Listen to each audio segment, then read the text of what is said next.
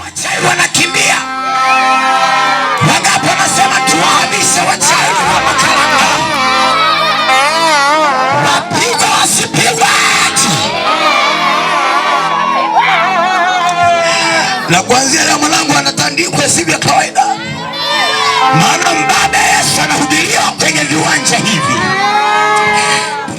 Ninakuondoa kwenye pango mahali wamekuficha.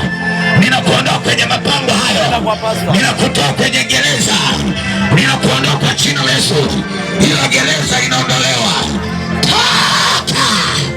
Toka! Toka!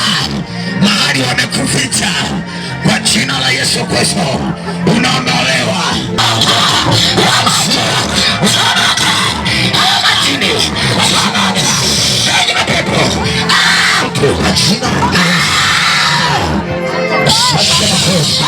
Kimbia, kimbia, kimbia, kimbia.